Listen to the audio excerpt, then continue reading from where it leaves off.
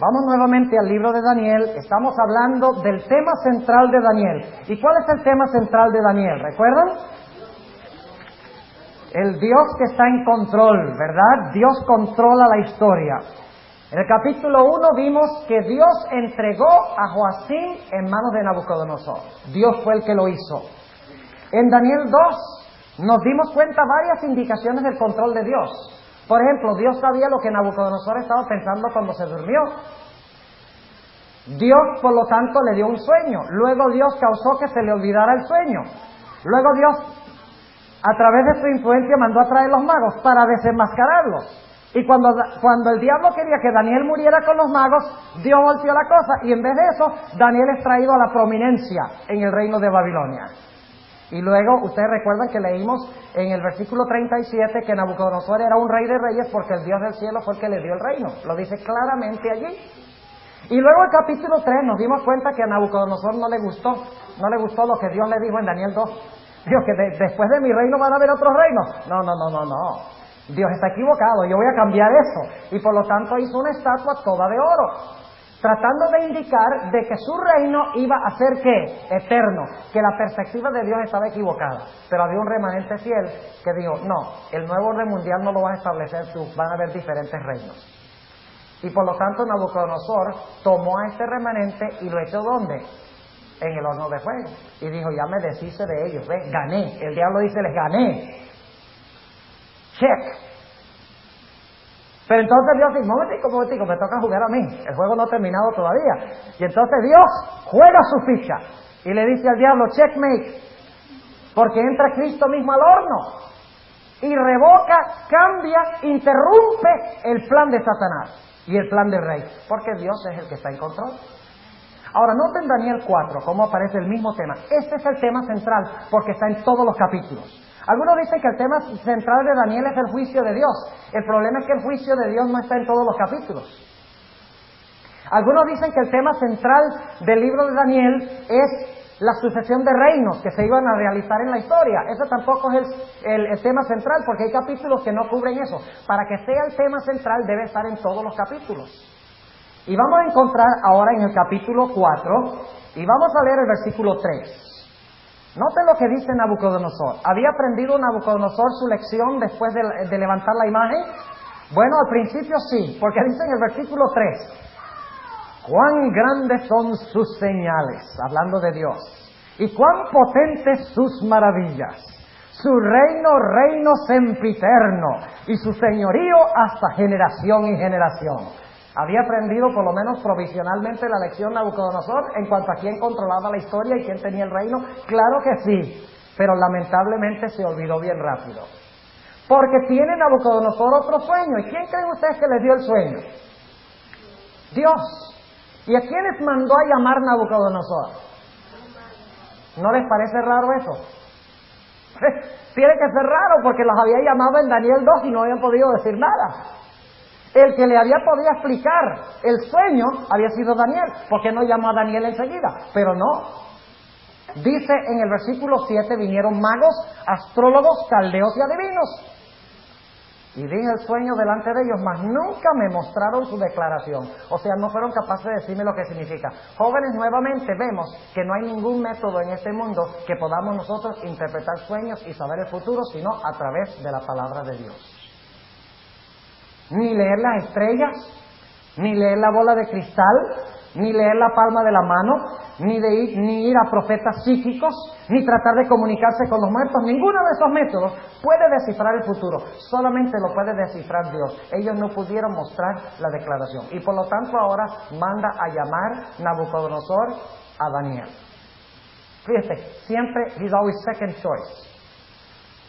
No había aprendido de que el que controla las cosas es Dios. Y ustedes recuerdan el sueño, ¿verdad? El sueño que tuvo Nabucodonosor. Se encuentra en el versículo 13 hasta el versículo 17. Ustedes recuerdan que Nabucodonosor vio un gran árbol, las aves venían a las ramas, el árbol alimentaba y daba sombra a todas las personas en el reino. Y ahora el ángel le va a decir a Nabucodonosor lo que significa el sueño.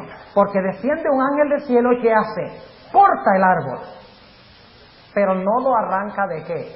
De raíz. sino que deja el tronco. Y ahora noten el versículo 13. Veía en las visiones de mi cabeza en mi cama, dice Nabucodonosor, y he aquí que un vigilante y santo descendía del cielo, y clamaba fuertemente y decía así: cortad el árbol y desmochad sus ramas, derribad su copa y derramad su fruto, váyanse las bestias que están debajo de él y las aves de sus ramas, mas la cepa de sus raíces dejaréis en la tierra, y con atadura de hierro y de metal entre la hierba del campo, y sea mojado con el rocío del cielo, y su parte con las bestias en la hierba de la tierra. Su corazón sea mudado de corazón de hombre, y sea le dado corazón de bestia, y pasen sobre él 7 tiempos. Y ahora noten el versículo 17. La sentencia es por decreto de los vigilantes. La palabra vigilantes son los ángeles. Es por decreto de los ángeles. Y por dicho de los santos la demanda, para que conozcan los vivientes. Ahora escuchen, aquí viene la frase clave. Para que conozcan los vivientes que el Altísimo se enseñorea del reino de los hombres, y que a quien Él quiere lo da, y constituye sobre él al más bajo de los hombres. ¿Quién es el que da el reino? Dios. ¿Quién es el que quita el reino, si quiere? ¿Se lo quitó Dios a Nabucodonosor, sí o no? Por decreto, ¿verdad? Dijo que se lo iba a quitar. Ahora, noten cómo se desenlaza la historia. En el versículo 22. Tú mismo eres, oh rey, que creciste y te hiciste fuerte, pues creció tu grandeza y ha llegado hasta el cielo, y tu señorío hasta el cabo de la tierra. O sea, tú eres un gran rey, le dice a Nabucodonosor. Y cuanto a lo que vio el rey, un vigilante y santo que descendía del cielo y decía: cortad el árbol y destruidlo, mas la cepa de sus raíces dejaréis en la tierra, y con atadura de hierro y de metal en la hierba del campo, y sea mojado con el rocío del cielo, y su parte con las bestias del campo, hasta que pasen sobre él 7 tiempos. Esta es la declaración, oh rey, y la sentencia del Altísimo que ha venido sobre el rey mi señor, que te echarán de entre los hombres, y con las bestias del campo será tu morada, y con hierba del campo te apacentarán como a los bueyes, y con rocío del cielo serás bañado, y 7 tiempos pasarán sobre ti, hasta que entiendas. ¿Qué era lo que no entendía Nabucodonosor? Hasta que entiendas que el Altísimo se enseñorea en el reino de los hombres, y que a quien Él quisiere lo dará. Ahora fíjense, en la antigüedad, cuando un rey mostraba nada más un poquito de debilidad, habían un montón de otros listos para quitarle el trono. ¿Saben ustedes que el padre de Nabucodonosor murió en el año 605? Según la historia. Y Nabucodonosor estaba en esa época en Jerusalén, cuando su padre murió en Babilonia. Y él tenía tanto temor de que le iban a quitar el reino, mientras él llegaba de Jerusalén a Babilonia, que hizo algo que era insólito en la antigüedad. Generalmente, si ustedes miran un mapa de la Tierra Santa, cuando un rey iba a Palestina, el rey subía hacia el norte, por la tierra de Canaán, y luego entonces, porque era bien fértil y había bastante agua, subía y entonces daba la vuelta y bajaba a Babilonia, porque entre Jerusalén y Babilonia está el famoso desierto de Arabia, y para cruzar el desierto de Arabia era peligroso. Y según dicen los historiadores, Nabucodonosor estaba tan lleno de temor de que le iban a quitar el reino, que en vez de subir por Canaán, por donde era fértil, por donde había agua, donde no había peligro, cruzó el desierto y llegó a la ciudad de Babilonia en solamente 2 semanas de viaje, por temor que le quitaran el reino. Y ahora imagínense, aquí en Daniel 4, pasa este rey loco como un animal por 7 años. Y nadie le quita el reino. ¿Por qué? Buena suerte, ¿verdad? ¿Por qué no perdió el reino? Porque Dios había dicho: te lo voy a quitar, pero en la raíz del árbol va a quedar ¿qué? Cepa, y te será devuelto. Y por eso fue que el reino ¿qué? Le fue devuelto. ¿Por qué creen ustedes que cuando le dispararon a Ronald Reagan no lo mataron? Mala puntería. ¿Por qué creen ustedes que cuando le dispararon al Papa no lo mataron? Porque lo salvó la Virgen del Fátima. ¿Por qué? Porque Dios todavía tenía un ¿qué? Un plan con ellos.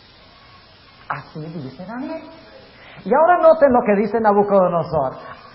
Varias veces dice Daniel en la historia, le dice, mira, tú tienes que entender de que tú no eres rey por tu grandeza, sino por la grandeza de Dios. Él te ha dado el reino. Pero ahora noten lo que dice Nabucodonosor, en el versículo 30. Habló el rey y dijo, ¿no es esta la gran Babilonia que yo edifiqué para la casa del reino con la fuerza de mi poder y para la gloria de mi grandeza? Fíjense lo que dice Nabucodonosor. Yo soy tan grande e importante. Y ahora fíjense el versículo 31. Aún estaba la palabra en la boca del rey. Es que ni siquiera le había salido la última palabra todavía. De que el reino él lo había creado por su propia grandeza. Cuando cae una voz del cielo, a ti dicen, rey Nabucodonosor, el reino es traspasado de ti. ¿Quién lo traspasó? Dios. Y luego noten el versículo 32. Y de entre los hombres te echan. ¿Quiénes te echan? Los vigilantes, ¿recuerdan? Y con las bestias del campo será tu morada, y como a los bueyes te apacentarán, y 7 tiempos pasarán sobre ti, hasta que conozcas que el Altísimo se enseñorea en el reino de los hombres, y a quien Él quisiere lo da. ¿Quién pone reyes y quita reyes en 2 Daniel 4? Dios es el que pone y quita reyes, y los quita por un tiempo y los pone otra vez si Él quiere. Ahora vamos a Daniel capítulo 5.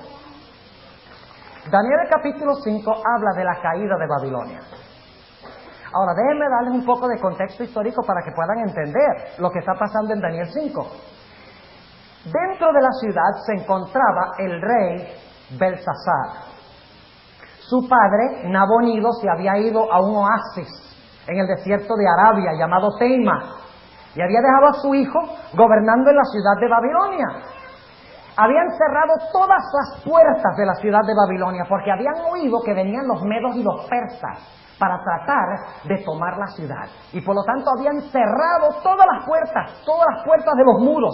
Y recuerden que habían 3 muros en la ciudad de Babilonia, y el muro de afuera era tan ancho que podían cabalgar 3 carretas aladas por caballos encima del muro. Así de ancho era. Por lo tanto, era una ciudad inexpugnable. Por el centro de la ciudad pasaba un río. Y por lo tanto ellos decían, si viene un ejército contra Babilonia no hay ningún problema, porque tenemos abundancia de agua. El río pasa por la ciudad, tenemos abundancia de peces, tenemos agua para regar la tierra y sembrar comida. La gente que venga contra la ciudad, cuando esté afuera, tendrá que aburrirse y finalmente irse, porque la ciudad no puede caer. Y por esa razón, fíjense, yo a veces me preguntaba, ¿por qué estaban ellos celebrando un banquete si los ejércitos enemigos estaban circulando la ciudad? Ya los ejércitos enemigos habían llegado. Y aquí Belsasar manda a convocar un banquete. Qué interesante, en vez de estar todos listos para enfrentarse al enemigo, están celebrando un banquete. ¿Saben por qué? Porque en el libro de Daniel y también en el libro de Ezequiel y Jeremías 50 y 51 se concebía de que Babilonia era invencible, inexpugnable, no se podía vencer, porque su baluarte, su fortaleza era demasiado grande, y por lo tanto ahora celebran un banquete. Y ahí es que vamos a mirar la historia que encontramos aquí. De repente aparece una mano escribiendo en la pared. ¿Y qué escribe esa mano? Mene, Mene, Tekel, Uparsin. E inmediatamente el rey Belsasar se llena ¿de qué? De terror. Y fíjense cómo se describe. En el versículo 6 dice, entonces el rey se demudó de su color, o sea, se puso pálido.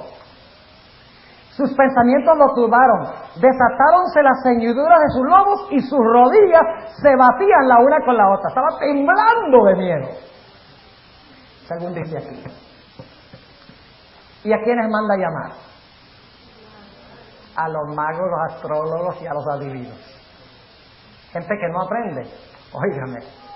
Y cuando ellos no son capaces de decirle, le dicen al rey, no, nosotros no sabemos nada de esto. Entonces se le recuerda a Belsasar que hay un hombre en el reino llamado Daniel, que había interpretado sueños para Nabucodonosor, y por lo tanto manda a llamar a Daniel. Y noten lo que dice Daniel en el versículo 18, el mismo tema otra vez. El Altísimo Dios, oh Rey, dio a Nabucodonosor tu padre el reino. ¿Quién se lo dio a Nabucodonosor? Dios. La grandeza y la gloria y la honra. Y por la grandeza que le dio, todos los pueblos, naciones y lenguas temblaban y temían delante de él. ¿Por qué temían las naciones a Nabucodonosor? Porque Dios le había dado ¿qué cosa? El reino. Versículo 20. Mas cuando su corazón se ensoberbeció y su espíritu se endureció en altivez, fue depuesto. Tenemos que tener cuidado de la forma como leemos la Biblia. Tenemos que leer en qué tiempo están los verbos. No dice que se depuso, dice que fue depuesto. ¿Qué significa eso? Que otro ¿qué? Lo depuso. Fue depuesto del trono de su reino. Y traspasaron, o sea, otros traspasaron de él la gloria. Y fue echado. Es otro el que se lo está haciendo. ¿Quién se lo está haciendo? Dios. Y fue echado de entre los hijos de los hombres. Y su corazón fue puesto con las bestias y con los asnos monteses. Fue su morada. Hierba le hicieron comer. Fíjense, no es que él quiso decir, ¡ay, qué sabrosa esta hierba!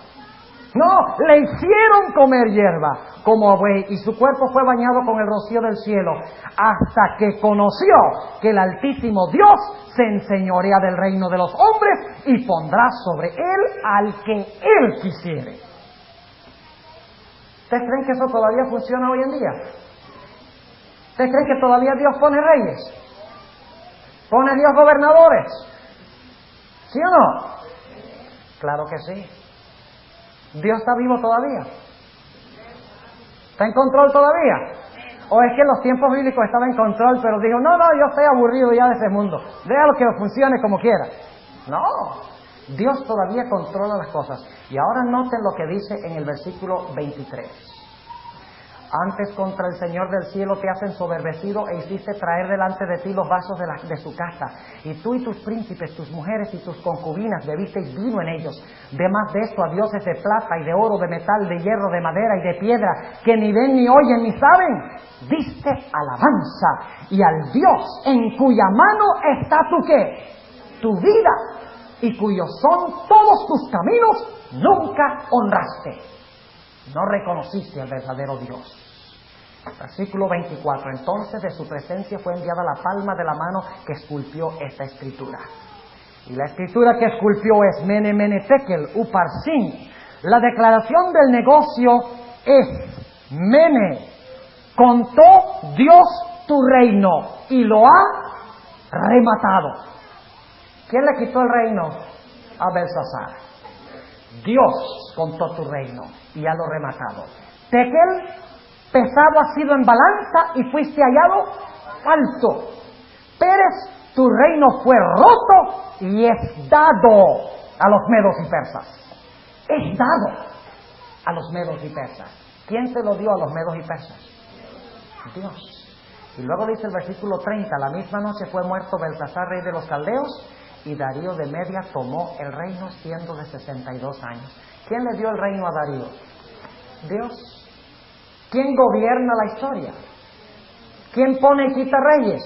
Dios. Ahora déjenme preguntarle, si Dios puede controlar algo tan complicado como la historia, ¿ustedes creen que Él va a tener algún problema en controlar la vidita de ustedes?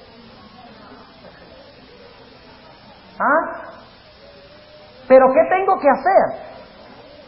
Yo tengo que colocarme bajo su control y cumplir su plan.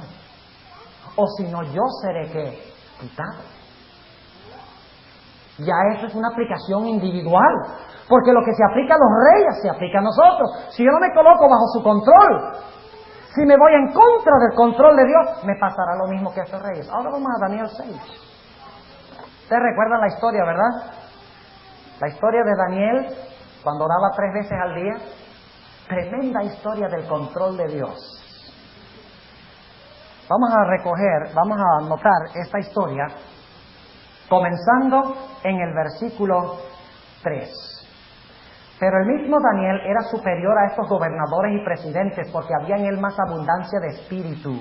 Y el rey pensaba de ponerlo sobre todo el reino. ¿Quién pensaba poner a Daniel sobre todo el reino? El rey Darío. Y luego dice en el versículo 4, entonces los presidentes y gobernadores buscaban ocasiones contra Daniel por parte del reino. Ellos no querían que Daniel fuera colocado, ¿qué? Sobre el reino. Y por lo tanto ellos traman algo. ¿Qué es lo que traman? Vamos a lograr que los leones maten a Daniel. Así, aunque el rey piense que va a poner a Daniel sobre el reino, no se va a realizar así. Noten lo que sigue diciendo en el versículo 4. Entonces los presidentes y gobernadores buscaban ocasiones contra Daniel por parte del reino, mas no podían hallar alguna ocasión o falta porque él era fiel y ningún vicio ni falta fue en él hallado. Entonces dijeron aquellos hombres, fíjense, no hallaremos contra este Daniel ocasión alguna, sino la hallamos contra él en la ley de su Dios, en la forma como adora a Dios. ¿Va a pasar eso nuevamente en el futuro? Cualquiera que adora la bestia y la imagen, sufrirá el castigo. Y el primer ángel dice, temed a Dios y darle gloria, porque la hora de su juicio ha llegado, y adorad a aquel que hizo el cielo, la tierra, el mar y las fuentes de las aguas, en la ley de su Dios. Entonces estos gobernadores y presidentes se juntaron delante del rey y le dijeron así, Rey Darío para siempre vive. Fíjense cómo son de hipócritas. Oh, para siempre vive, oh rey, tú eres tan grande e importante. Y el rey dice, amén, amén.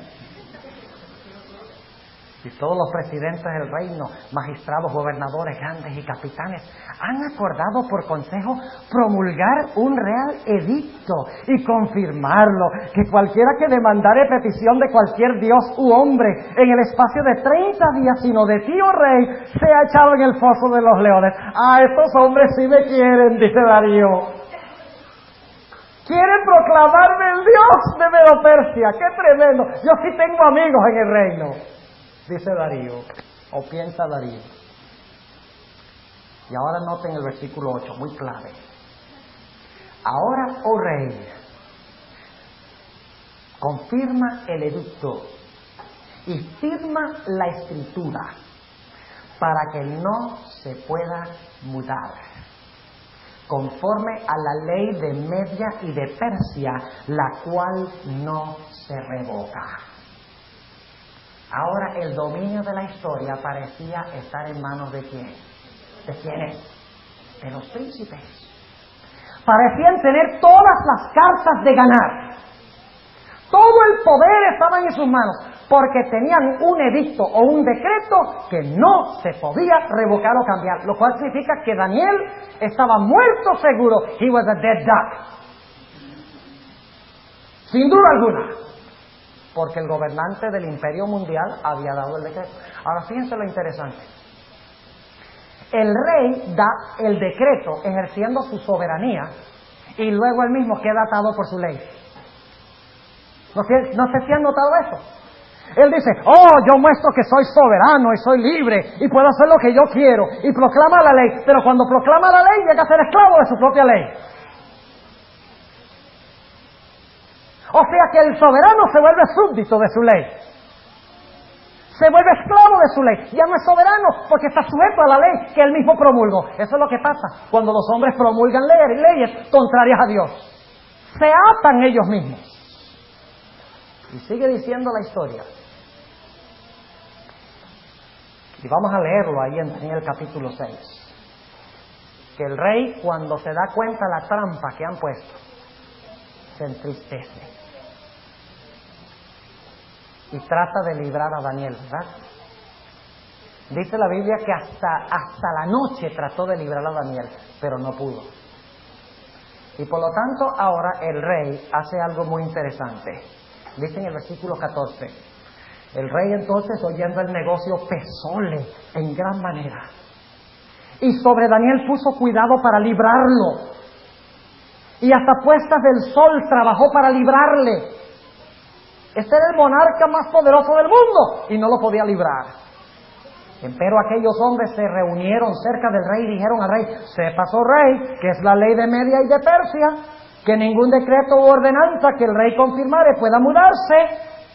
Entonces el rey mandó y trajeron a Daniel y echaronle en el foso de los leones. Y hablando el rey dijo a Daniel: el Dios tuyo, a quien tú continuamente sirves, Él te libre, porque yo no puedo. ¿Quién estaba en control? ¿El rey? ¿Quiénes estaban en control? ¿Los príncipes? ¿Quién había jugado? Satanás. Había hecho su juego. Entonces, volvamos al juego de chess otra vez, de ajedrez. El diablo había jugado y dijo: al foso de los leones, ¡check! Pero todavía le faltaba la última jugada a Dios. El rey no podía librarlo, pero como Dios controla y domina la historia, la Biblia dice que Dios entró, el Señor Jesucristo entró, el ángel de Jehová entró en el foso de los leones y le cerró las bocas a los leones. ¿Quién controlaba a los leones? Dios. Y Daniel pasó toda la noche ahí con los leones, posiblemente pasándole la mano. Y los leoncitos como unos gaticos, pacíficos, que ni decían pío. Claro, los leones no dicen pío, ¿no? Pero no hacían ni un poquito de ruido. Y la próxima mañana el rey llega y dice: ay, yo no lo pude librar, yo no tenía el poder para librarlo, aunque soy el monarca de todo el mundo. Ahora voy a ver si el Dios de él intervino para librarlo. Y va y le dice, según el versículo 20, y llegando cerca del foso llamó a voces a Daniel con voz triste. Y hablando el rey dijo a Daniel: Daniel, siervo del Dios viviente, el Dios tuyo a quien tú continuamente sirves, ¿te ha podido librar de los leones? ¿Tiene tanto poder este Dios que ha controlado las bocas de los leones? Versículo 21. Entonces habló Daniel con el rey: oh rey, para siempre vive. El Dios mío envió su ángel, el cual cerró las bocas de los leones para que no me hiciesen mal. Porque delante de él se halló en mi justicia, y aún delante de ti, oh rey, yo no he hecho lo que no debiese. Y ahora fíjense, ahora son los leones que están en control. Mientras Daniel está en el foso, Dios controla a los leones. Cuando sacan a Daniel del foso, ahora van a echar ¿a quiénes? A los príncipes. ¿Y ahora quién está en control? Los leones están en control. Fíjense, Dios quita su mano de protección. Y dice en el versículo 24: y mandólo el rey, fueron traídos, y mandando el rey, fueron traídos aquellos hombres que habían acusado a Daniel y fueron echados en el foso de los leones, ellos, sus hijos y sus mujeres. Y aún no habían llegado al suelo del foso cuando los leones se apoderaron de ellos y quebrantaron todos sus huesos. Eso es por si acaso alguien dijo de que no se comieron a Daniel porque no tenían hambre. Porque alguien podría decir eso: no, los leones estaban recién alimentados, no tenían hambre. Pues aquí dice que tenían tanta hambre que los príncipes ni siquiera alcanzaron a llegar al suelo y ya los leones se lo estaban comiendo y partiéndole los huesos. O sea, ¿quién está en control? Dios. Ahora vamos rápidamente a Daniel 7. ¿Saben ustedes? A veces no leemos con cuidado la Biblia. Leemos solamente ciertas cosas que siempre hemos leído y otras cosas las pasamos por alto. Pero en Daniel 7 hay que ver el tiempo de los verbos. Es muy importante el tiempo de los verbos. Vamos a leer rápidamente Daniel 7 y el versículo 1. En el primer año de Belsasar, rey de Babilonia, vio Daniel un sueño y visiones de su cabeza en su cama. Luego escribió el sueño y notó la suma de los negocios. Habló Daniel y dijo: veía yo en mi visión de noche, y he aquí que los 4 vientos del cielo combatían en la gran mar, y 4 bestias grandes diferentes la una de la otra subían de la mar. La primera era como león y tenía alas de águila. Yo estaba mirando hasta tanto que sus alas, escuchen, sus alas ¿qué? Fueron arrancadas. ¿Qué indica eso? De que otro se las ¿qué? Se las arrancó. ¿Quién? Dios. Que sus alas fueron arrancadas. Y note lo que sigue diciendo: y fue quitada de la tierra. La misma palabra. Dios pone reyes y ¿qué? Quita reyes. Fue quitada de la tierra. ¿Quién quitó a Babilonia como reino mundial? Dios. Y púsose enhiesta sobre los pies a manera de hombre y fuele dado corazón de hombre. Y ahora noten la segunda bestia, versículo 5. Y he aquí otra segunda bestia, semejante a un oso, la cual se puso a un lado, o sea, más alto en un lado que en otro, y tenía en su boca 3 costillas entre sus dientes, y fuele dicho así: levántate, traga carne mucha. ¿Por qué tragó mucha carne el oso? ¿Por qué? Porque le fue dicho que lo hiciera. ¿Quién fue el que le dijo que lo hiciera? Dios. Y ahora noten el versículo 6. Después de esto yo miraba y he aquí otra, semejante a un tigre o un leopardo, y tenía 4 alas de ave en sus espaldas. Tenía también esta bestia 4 cabezas, y ahora noten la última frase: y fuele dada potestad. Otra vez, fuele dada potestad. Alguien le dio potestad. Y luego entonces habla de la bestia terrible. Y no vamos a leer los versículos, pero vamos a tratar el versículo 11. Yo entonces miraba a causa de la voz de las grandes palabras que hablaba el cuerno, es decir, el cuerno pequeño. Miraba hasta tanto que mataron la bestia. ¿Y su cuerpo qué? Fue deshecho y entregado para ser quemado en el fuego. Habían también quitado a las otras bestias su señorío. ¿Quién es el que le quita el señorío?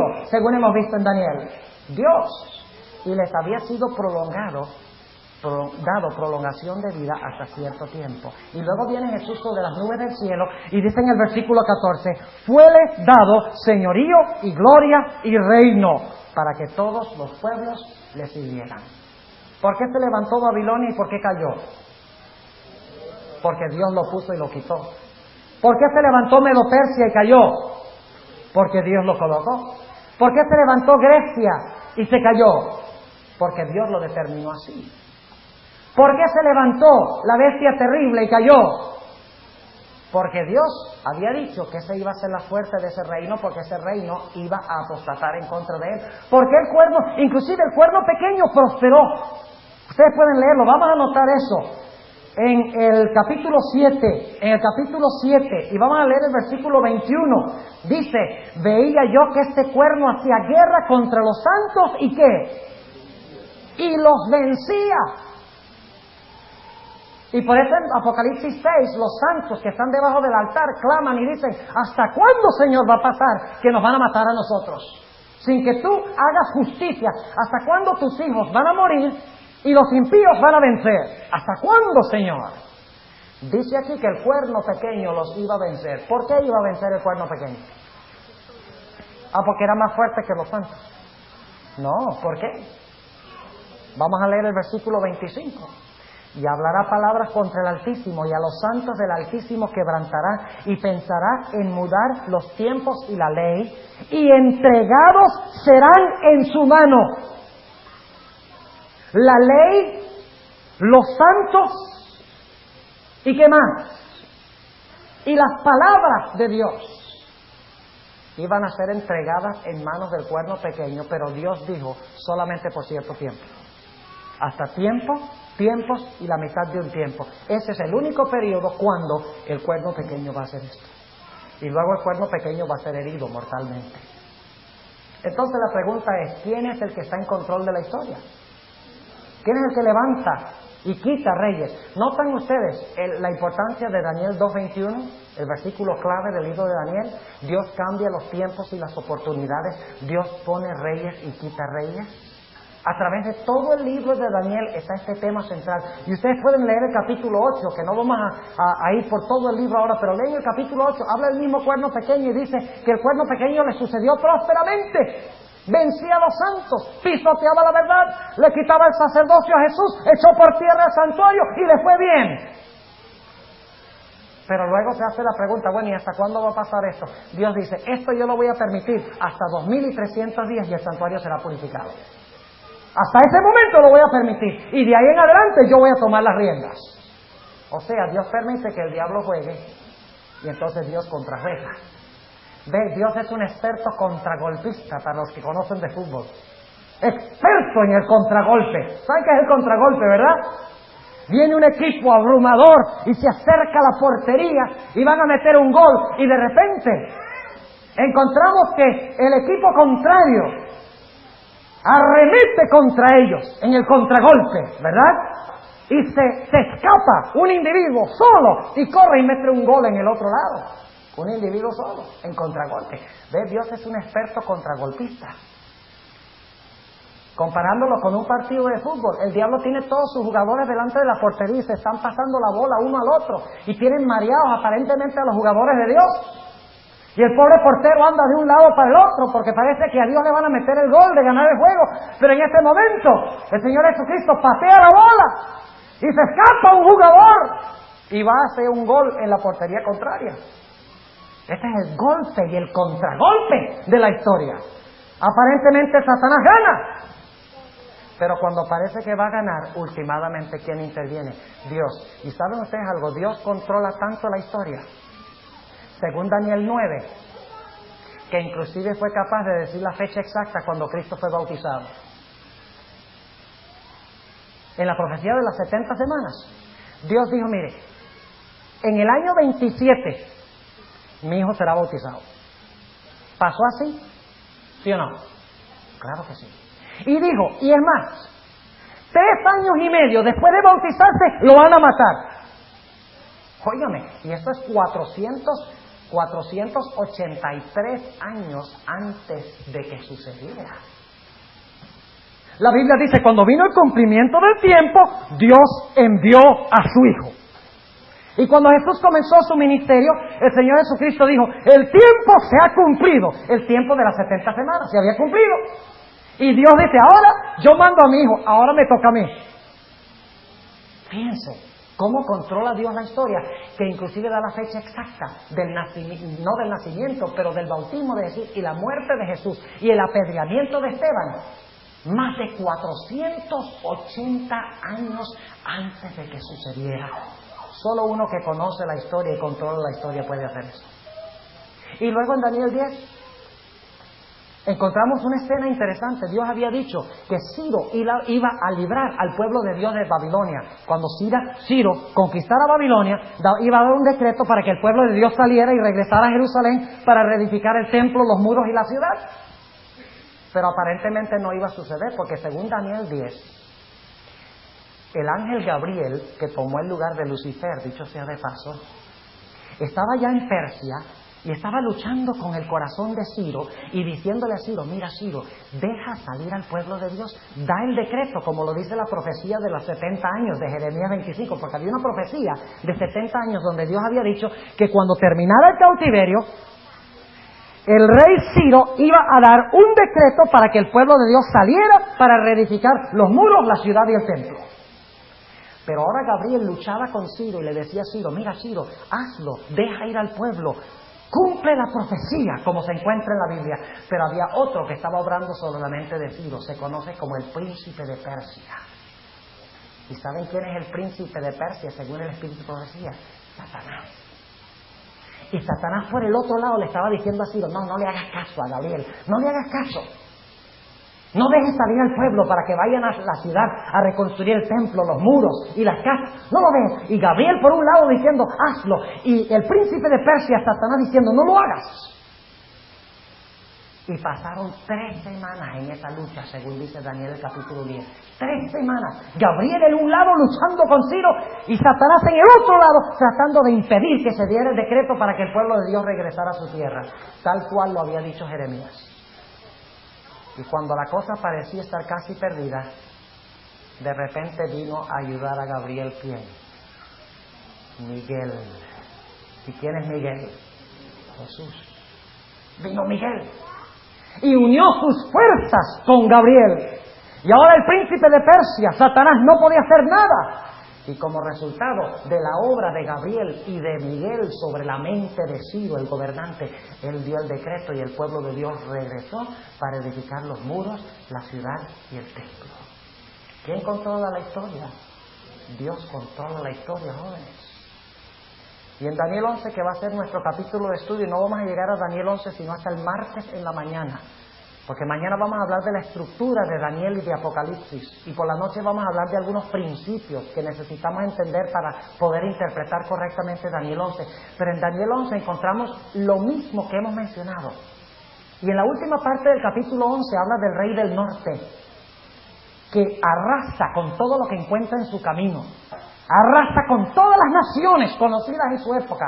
Inunda como un gigantesco diluvio. Y parece que va a conquistar todo. Y finalmente llega allá a la ciudad de Jerusalén, afuera de la ciudad de Jerusalén. Es lo único lo que queda por conquistar. Más nada. Si logra conquistar a Jerusalén, su triunfo es completo, porque en Jerusalén se encuentra el pueblo santo de Dios. ¿No es eso parecido a la historia de los 3 jóvenes que fueron echados en el horno de fuego? Si podría haberlos borrado a ellos, si hubiera sucedido, su triunfo hubiera sido completo. Si hubiera podido matar a Daniel en el foso de los leones, su triunfo hubiera sido completo. Si el cuerno pequeño hubiera logrado vencer, su triunfo hubiera sido completo. Si el rey del norte logra entrar a Jerusalén y matar y destruir a los que están allí, su triunfo sería completo. Y parece que está a punto de destruir al remanente de Dios que se encuentra en Jerusalén. Y cuando está a punto de hacerlo, dice que saldrá con grande ira para destruir a muchos, al remanente de Dios. En ese momento se levantará Miguel. ¡Oh, qué tremendo! Se levantará Miguel, aquel príncipe que está por los hijos de tu pueblo. Y será tiempo de angustia cual no ha habido desde que existe nación en la tierra, mas en aquel tiempo tu pueblo será libertado. Todos los que se encontraren escritos en el libro. Y ahí concluye el juego y el contrajuego. Porque cuando Miguel libra a su pueblo, ya Satanás no puede tocar a los hijos de Dios nunca más en la historia. Para concluir en esta noche, yo quisiera decirles, jóvenes, lo que ya mencioné. Si Dios es capaz de controlar algo tan complicado como la historia, si es capaz de librar a todo un pueblo que está bajo el peligro de caer en las manos de todo un sistema, de un nuevo orden mundial, Él no va a tener ningún problema en controlar tu vida. Pero tú tienes que entregar tu vida a su control. Tú tienes que colocar tu vida en sus manos. Aun cuando parezca que Satanás te está agobiando y te está molestando, aun cuando parezca que Satanás está tomando el poderío y la ascendencia en tu vida, encomienda tus caminos en las manos de Dios, que Dios derrotará a Satanás. Y a veces no entendemos cosas que nos suceden en la vida, ¿saben? Yo quiero concluir con esto, una experiencia que yo tuve cuando estaba estudiando teología en Colombia. Cuando yo estaba estudiando allá, iba en las vacaciones a colportar a Venezuela, porque en Venezuela la moneda era mucho más fuerte. Ahora la moneda no es fuerte en ninguna parte, pero en esa época sí. Terminaba la escuela y teníamos una asamblea grande de colportores, tal vez algunos saben de lo que estoy hablando. Traían a Nicolás Chai y traían a Riffel y todos los grandes vendedores de la Pacific Press a enseñarnos cómo vender. Y pasamos 5 días después del año escolar aprendiendo las técnicas. ¿Y qué decir? Se decía, no, pero esos libros están muy chiquitos por ese precio tan grande. Entonces nos decía, no, pero es que el mejor perfume viene en frascos más pequeños. Y nos enseñaba todas las técnicas de venta. Y cuando terminaba la asamblea, después de 5 días, estábamos como unos tigres, dispuestos inclusive de ir a vender el conflicto de los siglos al diablo. Y salí yo de ahí, de Colben, primera vez que iba a colportar, listo para vencer y vender. Y cuando llegué a la ciudad de Caracas me enfermé, pero terriblemente.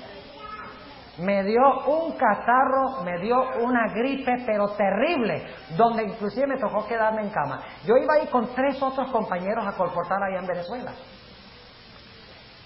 Y ellos me dijeron, bueno, nosotros no te podemos esperar porque cada día es oro de la vacación. Mientras cada día pasamos aquí en Caracas, menos vendemos y necesitamos ganarnos la beca. Así que mejórate y cuando te mejores te vienes. Íbamos a colportar en una ciudad que se llama El Tigre. Y era de verdad un tigre, porque era caliente como un horno de fuego ardiendo. Descubrí después. Me quedé en Caracas. Después de unos 3 o 4 días ya estaba suficientemente bien como para viajar. Así que me monté en el bus. Y era un viaje más o menos entre 11 y 12 horas para llegar desde la capital, Caracas, hasta la ciudad del Tigre. Viajaba uno toda la noche, viajé toda la noche y la próxima mañana llegó el bus a la estación en el Tigre. Yo no conocía ese lugar, nunca había estado allí. Todavía sentía un tremendo celo por salir a vender. Y me habían dado una dirección donde ir, donde debían estar los compañeros, así que salí del bus cargando mi maleta y un bolso sobre el hombro y medio tropezándome. Fui allá y caminé algunas cuadras y llegué a la iglesia, al lugar, a la iglesia donde supuestamente se estaban quedando los muchachos. Y encontré un edificio allí que no tenía ni siquiera número, pero el número de la casa anterior y el número de la casa subsiguiente me decían que ese era el número. Y miro yo y veo, y lo que había era un edificio abandonado con todas las ventanas rotas. Gracias. Con todas las ventanas rotas, la puerta tumbada y el monte hasta la mitad de las paredes. Y aquí no vive nadie. Y entro yo en medio de ese monte y voy y miro por la ventana y no había nada por dentro. Estaba eso abandonado completamente. Se veía que no se había reunido nadie ahí. Lo único que pude conseguir detrás de unos matorrales era un avisito que decía Templo Adventista. Y digo ahora, ay, ¿qué voy a hacer yo ahora? No tenía ni un centavo. No tenía otra dirección para saber dónde estaban los compañeros. Estaba, como decimos en Colombia, varado. Up a creek without a paddle. Y eso es terrible. Y digo ahora, ¿qué voy a hacer? Y me siento yo delante de la iglesia ahí chasqueado. Se me desinfló todo el celo de ventas. Del susto tan terrible. No sabía qué iba a hacer. En ese tiempo tenía como 19, 20 años. Y me senté ahí chasqueado y lo peor es que no podía ir a ver si conseguía los compañeros, porque ¿quién cargaba esa maleta y ese bolso por toda la ciudad? No podía, pero tampoco podía dejar eso allí, porque entonces si lo dejaba y me iba, me robaban. Así que ahí estaba sentado, chasqueado, diciendo, bueno, ¿y por qué Dios permite que pase esto así? Si acaso yo vengo a hacer la obra de Él, yo vengo a vender los libros, a dispersar la página impresa, a evangelizar a este pueblo. ¿Cómo es que el Señor hace que algo me suceda así? Estaba yo renegando contra Dios. Pero Dios es bueno. Y cuando estaba renegando peor, de repente apareció un muchacho, un jovencito, yo creo que tendría 14 o 15 años. Me dice, Señor, ¿qué hace usted aquí? Yo le digo, bueno, yo soy adventista y yo vine aquí para vender libros y me dijeron que mis compañeros iban a quedarse aquí, pero aquí parece que no ha habido reuniones por meses. Él dice, no, meses no, años. Aquí no ha habido servicio por años. Le digo yo, oye, ¿tú no has oído de 3 muchachos que han venido aquí a la ciudad nuevos? Porque era una ciudad más bien pequeña donde todos se conocen. Y el muchacho dijo, no, yo no he oído nada. Y yo le dije, yo no sé qué voy a hacer, no tengo dinero. No me puedo ir a Caracas, ni siquiera tengo para llamar por teléfono. Me dice, mira, yo veo que tú estás en un problema. Dice, vente por mi casa. Vivía enfrente de la iglesia, me había visto. Dice, vente a mi casa. Y era la hora de la cena y este muchacho mandó a su mamá a que pusiera un plato de comida ahí en la mesa. Comí y me dijo, mira, puedes dormir aquí en mi casa esta noche. Fíjense cómo es Dios de bueno cuando nosotros somos malos. Cuando nosotros renegamos, a veces Dios es bueno con nosotros. Siempre es bueno cuando vemos su plan. Y entonces yo me estaba sintiendo un poco mejor. Por lo menos no tengo que dormir en la calle. Yo tengo que dormir ahí en el monte. Y el muchacho me dice, es más, no hay ningún problema. Esta noche vamos a buscar a los compañeros, a ver si los encontramos. Porque yo sé que han venido colportores aquí en años anteriores y ellos han visitado. A ellos les gusta vender en los bares de noche. Porque es que los borrachos compran, no saben lo que están comprando. Entonces dice, vamos a buscarlos por la noche. Digo, bien, está bien. Así que por la noche fuimos por todas las calles donde estaban los negocios abiertos, restaurantes, bares y todo, y ni rasgo de los compañeros. Pasaron 3 días. Y ahora yo estaba bien desanimado, yo no sabía qué iba a hacer, pues no sabía dónde estaban los compañeros, todavía medio enfermo. Y el muchacho después de 3 días me dice, yo no sé por qué no lo dijo el primer día, tal vez el Señor quería probar la fe mía, y yo no entendía por qué yo estaba en esta situación. Después descubrí que era que el diablo estaba jugando. Y menos mal que esperé hasta que Dios hiciera el contrajuego. Porque si no, nunca se hubiera realizado el plan que tenía Dios para mi vida en ese lugar ese verano. Pero después de 3 días el muchacho me dice, ¿sabes? Yo conozco una señora que pertenecía antes a la iglesia adventista. Petra Fajardo se llama ella. Bueno, se murió, pero una tremenda mujer. Así que yo le dije, vamos a ver, de pronto ya sabes, fuimos a la casa de Petra Fajardo.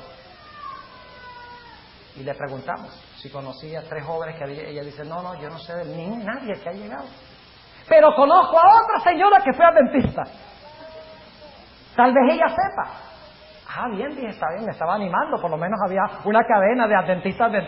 Últimamente tenía que conseguir a los compañeros. Así que fuimos a la otra casa, tocamos la puerta. Y cuando se abrió la puerta me encontré allí con Héctor Sánchez, uno de los compañeros que iba a colportar conmigo. ¡Ay, amén! Digo yo. Por fin me había encontrado con los compañeros. Déjenme decirles qué fue lo que pasó ese verano. ¿Qué plan tenía Dios? Plan que yo no veía. Dios estaba en control de toda la situación. Pero tenemos que tener paciencia y dejar que Él nos muestre por qué pasan las cosas. Confiar en Él y estar dispuesto inclusive de demorar para que Dios nos revele después el propósito de lo que nosotros pasamos. Pues nosotros empezamos a colportar en esa ciudad del Tigre. Y en las visitas que hicimos empezamos a descubrir muchas personas que habían sido miembros de la iglesia adventista. Habían ido a esa iglesia y se habían retirado. Algunos se habían mudado a otras ciudades, se habían retirado de la iglesia, había muy poca gente y finalmente habían cerrado la iglesia. Pero empezamos a conseguir a esas personas en los contactos. ¡Oh! El guardián de la salud. Es un libro adventista, ¿verdad? Claro que sí. Ah, yo fui adventista hace varios años. Y en esos contactos empezamos a preguntar, ¿les gustaría a ustedes, si se abriera de nuevo la iglesia, pertenecer otra vez a la iglesia, asistir? ¡Oh, sí!